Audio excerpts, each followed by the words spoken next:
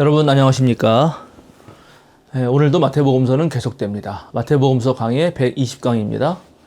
오늘 말씀은 마태복음서 19장 1절에서 12절까지의 말씀입니다. 제가 읽어드리겠습니다. 예수께서 이 말씀을 마치시고 갈릴리를 떠나서 요단강 건너편 유대 지방으로 가셨다. 많은 무리가 예수를 따라왔다. 예수께서는 거기서 그들을 고쳐주셨다. 바리새파 사람들이 예수께 다가와서 그를 시험하려고 물었다. 무엇이든지 이유만 있으면 남편이 아내를 버려도 됩니까? 예수께서 대답하셨다. 사람을 창조하신 분이 처음부터 그들을 남자와 여자로 지으셨다는 것과 그리고 그가 말씀하시기를 그러므로 남자는 아버지와 어머니를 떠나서 자기 아내와 합하여서 둘이 한 몸이 될 것이다 하신 것을 너희는 아직 읽어보지 못하였느냐? 그러므로 그들은 이제 둘이 아니라 한 몸이다. 하나님이 짝지어 주신 것을 사람이 갈라놓아서는 안 된다.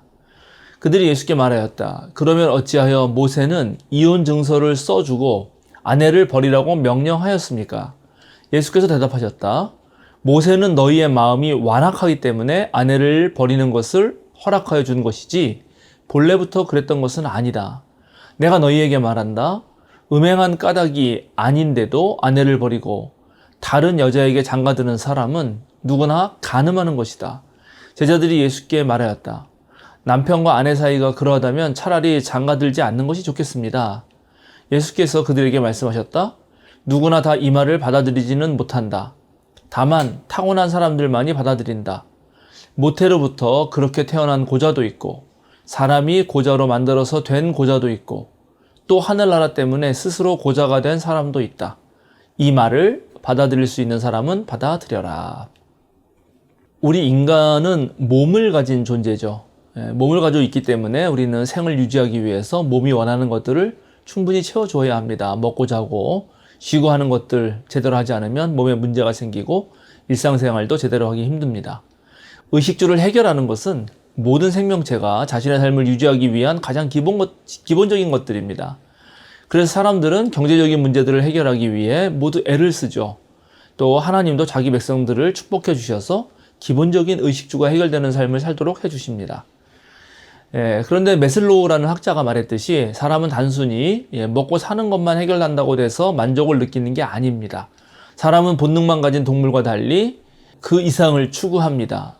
동물은 기본적인 생리적 욕구, 그리고 자신의 생명을 보존하기 위한 안전의 욕구를 지니죠. 근데 사람은 여기서 한 발 더 나아가서 더 많은 욕구를 가지고 있습니다. 그 첫 번째로 사회적인 욕구라고 할 수 있는 애정과 소속의 욕구, 그리고 자존, 또 자아 실현 등등의 욕구입니다. 인간은 홀로 살 수 없고 다른 사람들과 관계를 맺으면서 살기 때문에 다른 사람들과 서로 애정을 나누면서 어떤 공동체이든지 소속하고 싶어 하죠. 그런 관계 속에서 남들로부터 인정을 받고 싶어하고 또 자신감을 얻고 거기서 자아 실현을 하면서 성취감을 맛보려고 합니다. 인간이 여기서도 한 발 더 나아가 새로운 것을 알려고 하고 그래서 모험도 하고 탐구도 합니다.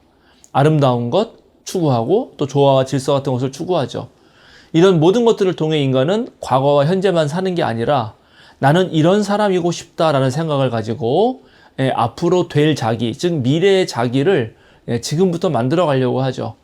그리고 이런 모든 욕구들이 잘 충족된다면 인간은 매우 행복함을 느낍니다. 그런데 역시 인간의 이런 가장 근원적인 욕구들을 해결해 주는 곳은, 그리고 그것이 시작되는 곳은 가정이라고 할 수 있습니다. 그리고 가정은 사랑하는 두 사람이 함께 살기로 마음먹은 그 시점부터 시작되는 거죠. 가정의 시장에는 언제나 서로를 향한 사랑, 그리고 책임, 배려와 신뢰가 있습니다.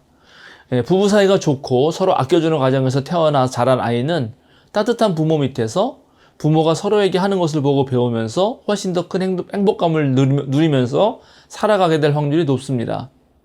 그래서 동서고금을 막론하고 좋은 가정을 꾸리기 위해서 모든 인류가 노력했습니다.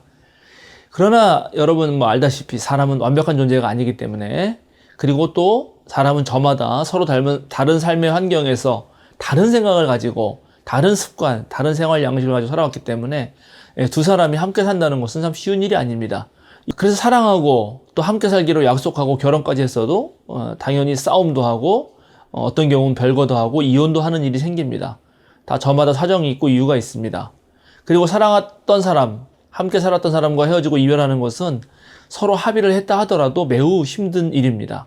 마음의 생채기를 남기고 그런 경험이 있으면 또 그런 경험을 한 사람들에게는 더 큰 사랑과 배려가 필요하기도 합니다.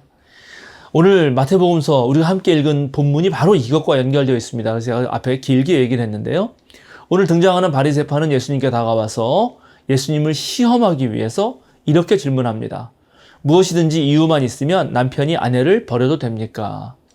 근데 이 질문 자체가 오늘날 관점에서 봤을 때 상당히 문제가 있는 질문이죠. 사람이 사람을 버린다 하는 이 생각이나 말 자체가 바로 문제입니다.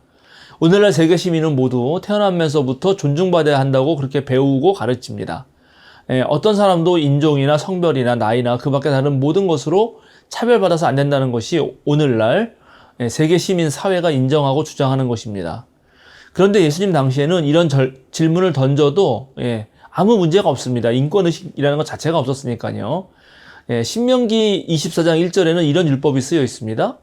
남녀가 결혼을 하고 난 다음에 남편이 아내에게서 수치스러운 일을 발견하여 아내와 같이 살 마음이 없을 때에는 아내에게 이혼 증서를 써주고 그 여자를 자기 집에서 내보낼 수 있습니다.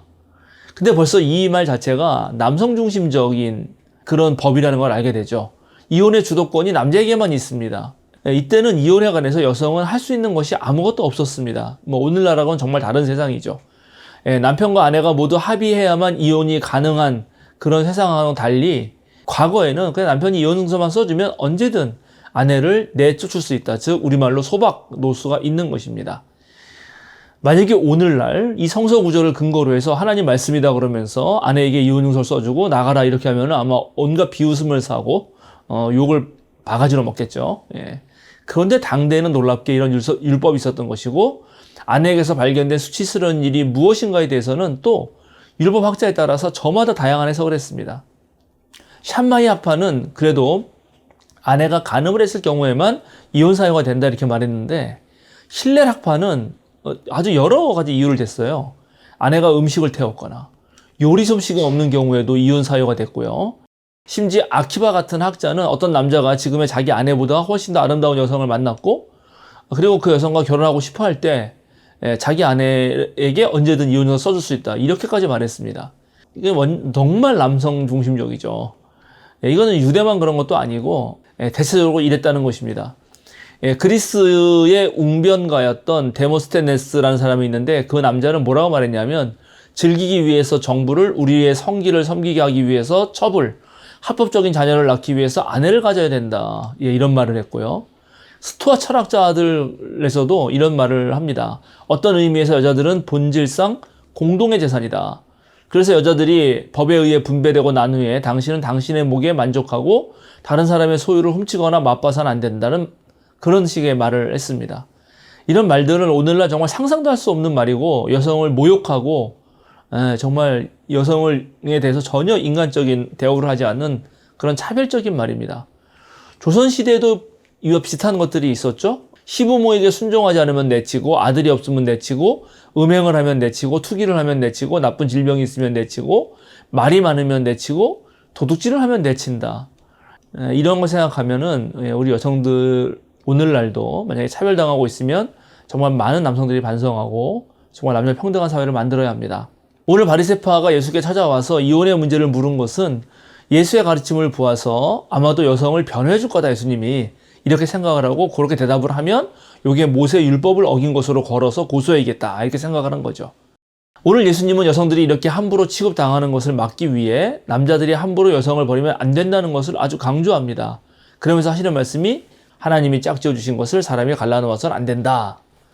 오늘날 결혼 주례에서 가장 많이 사용하는 성서 구절 중 하나입니다만 이 말의 원래 뜻은 부부관계에 있어서 어느 한쪽이 다른 한쪽에게 무시당하거나 또는 물겁 취급당하거나 하는 그런 일이 없도록 하기 위한 조처였던 것입니다.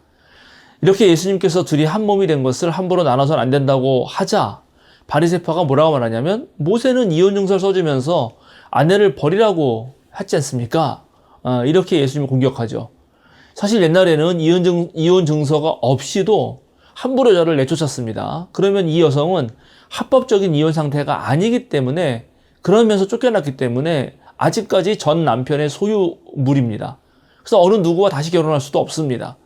그러니까 이게 문제죠. 그래서 모세가 이혼 증서를 써주어서 쫓겨난 여자가 다른 사람하고 결혼할 수 있도록 그렇게 배려하는 입장에서 이혼 증서를 써주라고 말한 겁니다. 그 유대 남자가 썼던 이혼 증서가 유대 광야 쿰란 지역의 무라바 동굴이라는 데서 발굴된 적이 있는데요. 제가 한번 읽어드릴게요. 6년 8월 1일 마사다에서 마사다에 거주하는 땡땡땡 출신의 낙산의 아들 나 요셉은 내 맘대로 오늘 하나블라타 출신 요나탄의 딸이요 마사다에 거주하며 종전에 내 아내였던 미리암은 당신을 소박하고 이혼한다. 그러므로 당신은 마음대로 가서 당신이 원하는 유다인들 어느 남자의 아내가 되어도 무방하다. 이에 내 편에서 당신을 상대로 이혼 서류와 소박장을 작성하였다. 이에 지참금을 돌려준다. 파괴된 것들과 손상된 것들과 잘 안 보이지만 그 소실돼서 땡땡땡들은 약속하는데 모두 변상하고 4배로 갚겠다.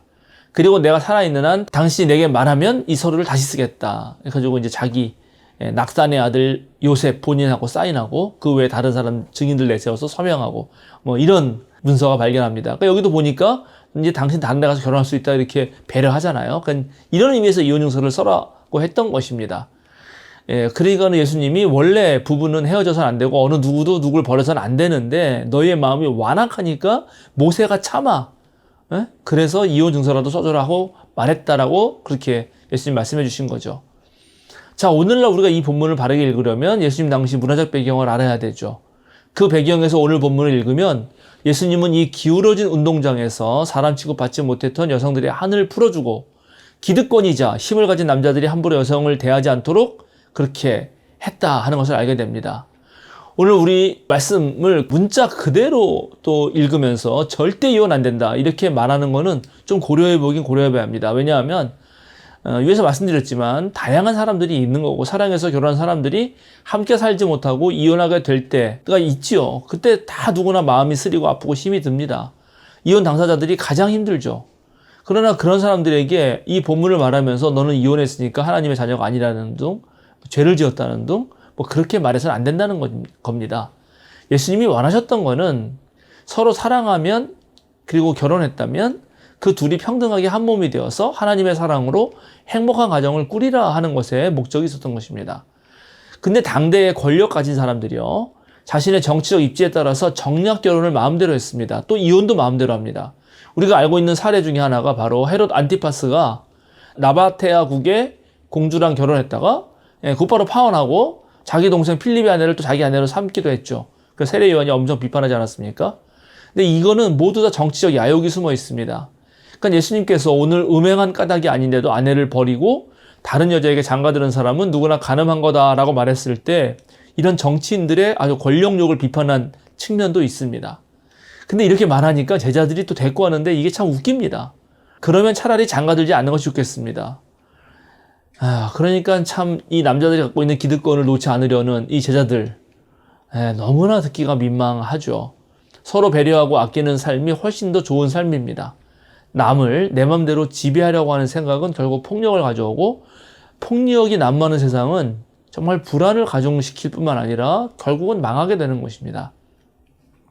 오늘도 심심치 않게 들리는 그런 말들 중에 어느 사람이 한 사람을 열심히 사랑해서 정말 상대편이 성공할 때까지 그렇게 뒷바라지를 했는데 딱 성공을 하니까는 그 사람을 배반했다는 얘기도 있고 권력을 가진 사람들끼리는 그런 가문의 권력을 유지하기 위해서 사랑하지 않아도 그래서 배경을 보고 결혼하는 일들이 있는데 사람들은 대부분 그런 경우에 곱지 않은 시선을 보냅니다. 그러니까 예수님도 그렇게 말한 거죠. 권력을 가지고 정략 결혼을 한다거나 결혼해놓고 또 함부로 내치거나 하는 일이 없어야 한다는 말입니다. 또 마지막으로 예수님이 한마디 더 하신데 이거 좀 이해하기 어렵는데 이렇게 말합니다. 누구나 이 말을 받아들이지 못하겠지만 받아들일 수 있는 사람은 받아들여라. 당시의 고자에 대한 얘기인데 고자는 하나님의 저주를 받은 사람으로 취급됐습니다. 신명기 율법에 보면은 고자는 하나님 백성이 모두 모이는 총회에 들어오지 못한다 이렇게 금하기도 했습니다. 그리고 예수님의 제자 중에는 그리고 아마도 예수님은 하나님 나라 운동을 위해서 결혼하지 않고 독신으로 살 것으로 보입니다. 이런 삶의 형태에 대해서 유대 사람들은 모욕적인 말로 이들을 대했을지도 모르죠. 그러나 오늘 예수님은 하늘나라 때문에 고자가 된 사람도 있다고 말씀하면서 장애인의 차별금지, 그죠? 장애인을 차별할 수 있는 것을 막으시려고 하고요. 또 하나님 나라 운동을 위해 가정도 꾸리지 않고 애쓰는 모든 이들에게도 힘을 주기도 하시는 겁니다. 물론 모든 사람이 다 결혼하지 않을 필요는 없지요. 지금도 아시다시피 여러분 천주교 신부님들, 수녀님들, 또 수사들은 결혼하지 않습니다. 개신교 목사들은 결혼합니다만 뭐 둘 다 하나님의 일하는 건 마찬가지죠. 결혼하는 것과 하지 않는 것 각각의 장점과 단점도 있을 것입니다. 어쨌든 사람을 함부로 판단해서 결혼했는 것, 안 했는 것 또는 이혼한 것 가지고 모욕하는 일은 없어야 한다는 것입니다. 자, 오늘 우리가 본문을 읽으면서 깨닫게 되는 것은 노예나 종이 있던 시절 여자는 일개 소유물로밖에 인식 못하였다는 것입니다. 근데 그때 예수님이 하신 이런 말씀들이 얼마나 놀라운 것인가 하는 것을 다시 한번 느끼게 됩니다. 우리도 마찬가지죠. 우리들의 눈을 크게 뜨고 사람을 멸시하고 불평등하게 차별하는 일이 없도록 그렇게 해야 됩니다. 바리새파처럼 율법을 들이밀면서 오히려 예수님을 공격했듯이 우리도 그럴 수 있다는 것을 알고 조심해야 합니다. 성경 말씀을 함부로 제멋대로 인용하면서 인권을 무시하는 일이 있어서도 안 되고 정죄하기보다는 사랑하는 일이 바로 우리의 일이라는 사실을 기억해야 합니다. 잘못된 길로 접어든 사람을 옳은 길로 인도해주는 것 또한 우리가 감당해야 할 몫이지만 그 방법은 사랑과 또 부드럽고 온유한 마음으로 가능한 것이기 때문에 그렇습니다. 자, 그래서 제가 제 컴퓨터에도 예전에 써서 붙여놨는데 사랑을 담아서 아름답고 정확한 말을 하라. 이런 말을 써놓기도 했습니다. 우리의 마음 또한 하나님을 닮아서 모두를 존중하고 배려하고 모든 생명체의 그 권리를 지켜주는 사람들이 되어야 될 거라고 생각합니다. 예, 오늘 마태복음서 강의는 조금 길었던 것 같은데 여기서 마치도록 하겠습니다. 그럼 다음 주에 뵙도록 하시고요. 여러분 우리 영상들을 도움이 되시면 많은 분들에게 소개해 주시기를 부탁드립니다. 감사합니다.